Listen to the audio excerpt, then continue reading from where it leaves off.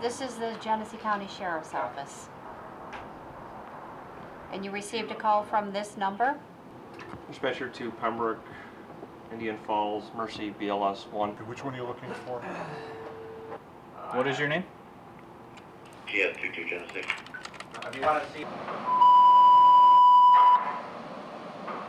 Expect safe behavior, Leroy ambulance service, show no mercy, ALS in service. You know, our goal as fire service professionals is to make this the fire ground communications between fire units, interior firefighters and command and operations and dispatchers is strong as possible.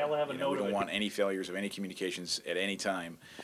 So with a lot of things that we've done in the past 20 years, kind of looking at where we've been and where we're going now, is we've got a new radio system. How do we make fire ground communications better? Yeah, we had a structure fire last year, September 18th. I had interior officer trying to radio communications back out to the incident command post, and he couldn't receive a grand tone.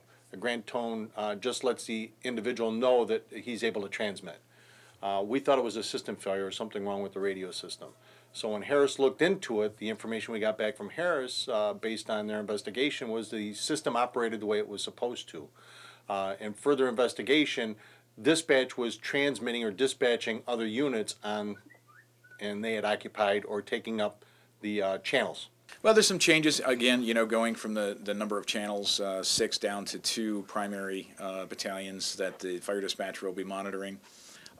To respond, we'll institute a dispatch channel that's dedicated just to dispatching the fire call, and then the fire units will respond on the system on their battalion channel.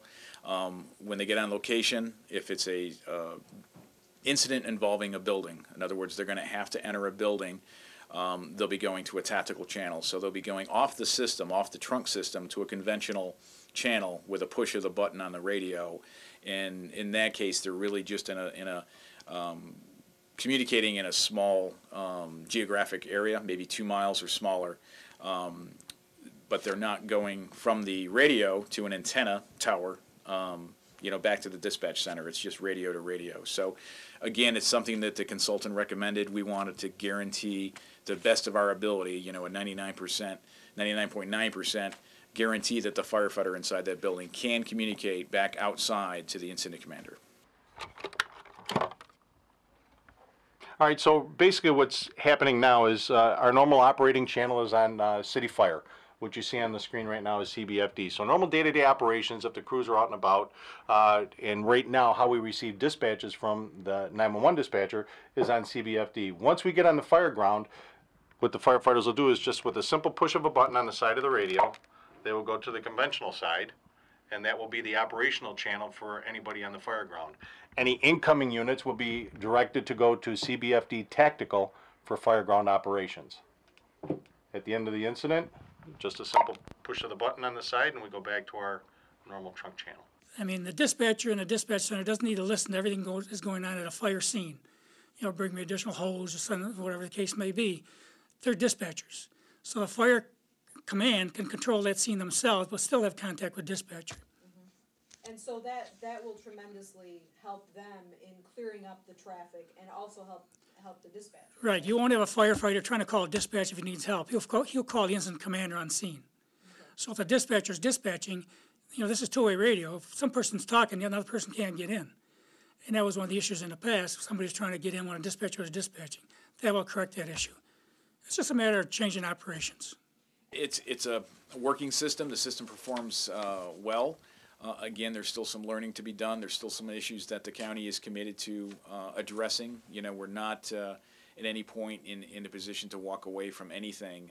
It's vital that we make this system perform as designed countywide.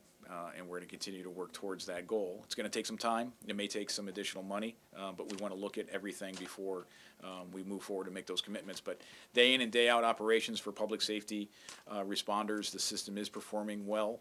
And I think once we look at the remapping and some of the retraining, that we can even make that better. Well, it's a work in progress, you know, for sure. But the system is working great for us right now. We receive very little, if any, trouble reports from the end users. There's good coverage except for the one area down Leroy we're trying to resolve. But it's, like, again, it's working well, and I think the users are happy with it. And as they learn more about the system, it'll certainly improve their perception of the system.